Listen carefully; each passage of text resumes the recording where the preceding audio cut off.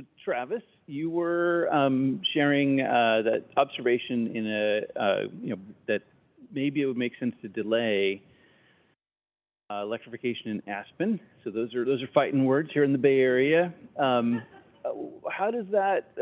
Did your analysis kind of wrap that up? So in other words, if you delay the electrification, then the turnover of the stock to actually get electrified starts later. And so could you kind of comment on that compromise? Probably need to, well, one, just try to talk into the mic to see if it works. I'm sorry. The button is on the right-hand side. All right. Okay. Phew. Yeah, I think in that analysis, what we found basically is that it's dirty in the beginning, and so electrifying doesn't actually save emissions code for sure due to the coefficient of performance. So I think that the electrification should come later, and in the beginning, efficiency is sort of the more crucial part. Sure. We did get one follow-up from the audience. So do you, will your analysis, or do you know if Aspen will be looking at greater on-site generation to make it easier to have the benefit of acceleration?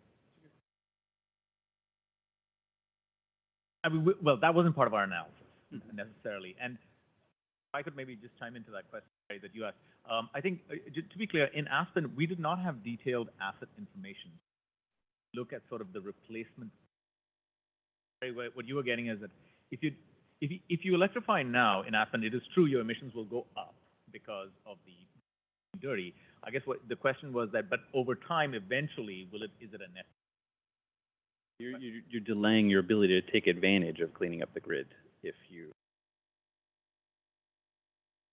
Interesting trade-off. Yeah, basically. And the thing is that I mean, you know, we could obviously. You need fairly detailed asset data to be able to analyze that. Now, in Berkeley's case, we were able to actually look at this impact.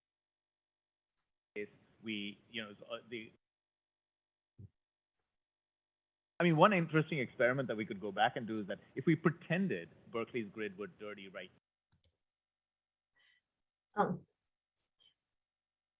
Hey, Paul, can you speak into the microphone more? And actually, each of you in the room, for those of us that are remote, whenever you turn your heads to talk to each other, your voice goes in and out. Yeah. Okay. Be careful. Okay. We have an in-person question. Can you hear me? Okay. Really close to the mic. Really close. Okay. Thank you. Thank you so much for all of this information. I think a lot of it is focused on larger commercial buildings, and I'm just curious. We also have a program where we're trying to help small businesses with energy efficiency, but also we're thinking about electrification, and we do offer benchmarking. Is there anyone doing work specifically that's thinking about small sort of mom and pop size businesses and the concerns there? Could I ask a follow-up question, just to understand your question? So you're saying about specifically addressing small buildings from a standpoint of BPS, or more generally in terms of efficiency? In this case, BPS. I mean, because we've talked about, we're in San Mateo County, so Adrian is one of our cities, and so the analysis has tended to be for larger buildings because that is most efficient, or for standing up a program. But I guess if you're thinking about building performance, we're trying to think about what we can bring to engage small businesses, and because they're going to need to do this too, ultimately, electrify, be efficient. And so I just wonder if there are any, are you seeing anyone evaluate or think about small businesses, or is it really, let's do the big ones first and eventually the rest will fall into place? Well, we are. I wonder if Cliff is on the line. Oh. This is for you, Katie. Go for it. Okay, so we are working with the local governments across the country. Even though I said I focus on California and the local governments of California, I do work nationwide.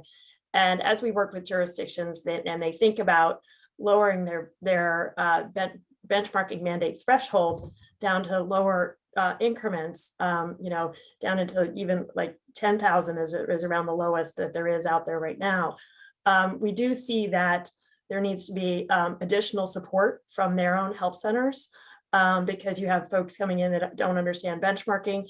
And then we encourage those local governments to think through what the upgrade opportunities are going to be for those smaller building owners. And so I think you said you were already engaged in benchmarking, so maybe you already have access to our small business suite of resources that we have, but we have a whole set of Energy Star resources that are targeted at benchmarking and improvement for small businesses. So reach out to me if you aren't already connected with those. But I would say that one of the additional considerations that the smaller building owners might need is some additional time to benchmark and verify before they comply, so they can work out any kind of data accuracy issues that they might have, since they're newer to this.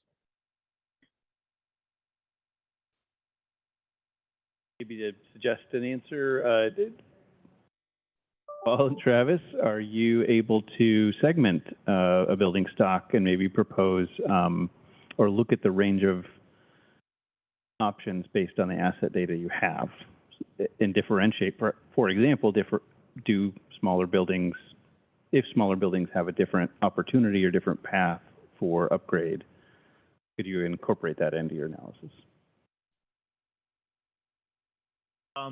Short answer is yes, if we have the data. So at the first level of just looking at the impact of smaller buildings versus not, yes. In fact, we've actually done that when we were doing the analysis for Washington, D.C. They actually want to look at, what if we did just up to 50, then to 25, and then down to 10. And we were able to show the analysis. In terms of the actual efficiency measures that need to be implemented in smaller buildings versus larger buildings, yes, even those kinds of analyses can be done. And frankly, I think finding that is, in my view, not the big challenge. The bigger challenge is what I think, what the question alluded to is, how do we engage small building owners, and how do we make it easy for them to be able to meet these standards? That's a different question, and frankly, a much tougher question, in my view.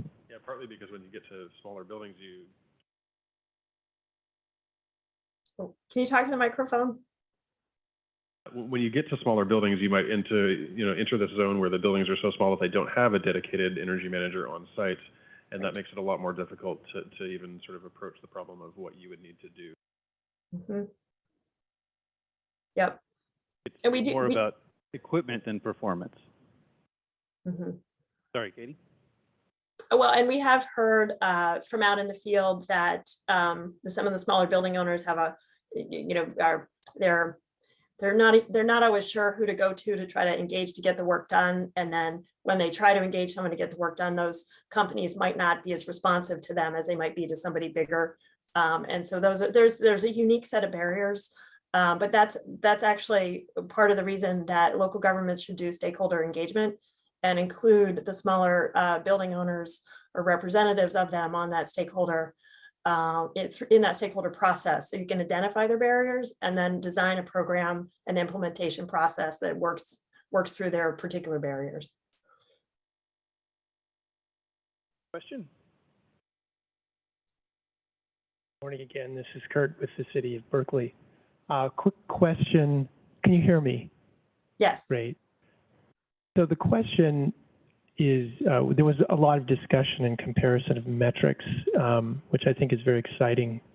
Coming back to my first question this morning, my question is the selection of site energy EUI versus source. Are we missing an opportunity to account for methane distribution grid leakage? And is that important as we look at the efficiency of existing electric versus gas appliances? Thank you. First, Katie. Well, we've been asked about leakage associated with natural gas use and methane, and actually our on the emission side, we're actually not accounting. We use national factors for natural gas, and it is about what's combusted on site versus losses associated with that. And then for site source energy, basically that's about the electricity consumption. And so, we do change the the source energy factor as it gets better, and as source energy gets closer to site energy, we update those. But the reason why we're actually advocating the use of site energy use intensity is because it doesn't change as much over time. So it's actually good for tracking progress toward interim targets and long-term targets. And so whereas source energy is going to be changing from a baseline through the interim years as that source factor changes. There in-person question? Shiner Larmele from the Consulate of Denmark. We're based in Palo Alto. One of the concerns we sometimes hear from building tenants and owners is that electrification could increase the peak electric load that's consumed in a building. We've heard from people that sometimes they're concerned that, for example, utilities like PG&E might not always be able to supply a peak load because of limitations in the distribution grid. With any of the models and calculation that you do, is it possible to estimate what the peak load will be for certain electrification efforts? And what can building owners, tenants do to make sure that their local utility will actually be able to supply that load? Paul, Travis? Sure. So yes, the short answer is yes, we can. That is something that we can analyze. In the studies we've done to date, we have not yet looked at peak load, partly because empirical data that we have right now does not have peak load information. We didn't have that. However, there are simulation-based methods that have actually already been used where you can look at the impact of peak load when you electrify and so on. So yes, in short, the analysis can be done. But again, to your second question, which is the harder one, the analysis part is to some degree always the easier thing to do. The harder question is that, okay, what is the impact ultimately on the grid and the guarantee that the utilities can actually meet that? I'm going to defer to others on that. I mean, we can do the analysis, but well, I will just say briefly for the city of Berkeley, when we asked that question actually with the folks we were engaging with there about this. They said that essentially, the utilities told them, well, don't worry, we'll meet the load. I mean, so, I don't know how universal that is, but that's what I've heard. Yeah, I'm not sure that's always the answer. So great to have you. There are many researchers at LBNL, and another research team is actually looking at that question in San Francisco, where they've taken PG&E publishes very limited data for the purpose of facilitating distributed energy resource integration, and that does give some characteristics of the grid and its capacity. And so they use that to make a very rough proxy of what the residual capacity for a change in load is. And then they're right now looking at for the design district, if you about a quarter mile from here, as well as Fisherman's Wharf, what would be the cumulative impact of via a simulation-based method electrifying all those buildings, and then what efficiency measures would be both commonly available and potentially mitigate that change in load. Question coming soon, I guess is the short answer. We have another online question about how could, either are EPA and DOE's efforts helping to encourage standardization or consistency across BPSs, or is there room for that to improve over time? Yes, we are trying to help encourage standardization in terms of metric selection, tool usage, and then also I would say verification process. So that's, we're right now you see there's a range of different approaches that are being implemented.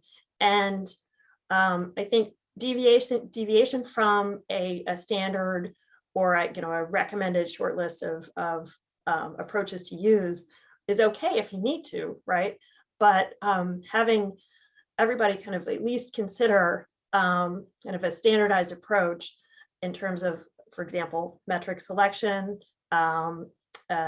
basically, some timing related things, the use of, for example, we're trying to advance an effort called UBID, which is to identify, basically have a geographic identifier for buildings. Like the more of the things that we can actually do to try to standardize how these are implemented, that's helpful for building owners that own buildings across multiple jurisdictions and in other states too. So it's just, it's helpful to start from there. Another online question, how could, you mentioned, Paul, in your slides, cost effectiveness analysis, and it seemed like your, Travis's presentation didn't happen to get there yet. So what would you need, or how could you add cost effectiveness to? Yeah, that's, again, one of the most common questions we've gotten, and one of the questions we've least answered, to be completely honest, because it is a very hard question to answer at the level of individual buildings. I mean, anybody who's gone through a cost estimating exercise on a building, for any project, knows that, it's just, it's out of date the moment it's published, right? Having said that, we are looking for more generalized ways of how to look at costs at the in a more generalized sense with stock analyses. So we're just getting started on that, and because there's very little empirical data we go on. It'll be really nice if there was a large data set out there of project costs for implementing things. There's a lot of data out there, but it's not in a compiled form, and it's very hard to get to. So all we can say is that we're getting started on it now, and we'll hope to have some results in a few months. If someone had a lot of cost data, how would they share that with others? Contact me. We'd be happy to take it and analyze it. Oh, thought you might want to plug your project. So Paul's been lead scientist on the building performance database for a number of years, and so that does contain a great deal of benchmarking and utility program data, and it is a secure place to store. Oh, can you talk to the microphone? We lost Words you. in your mouth there, but yes, go ahead.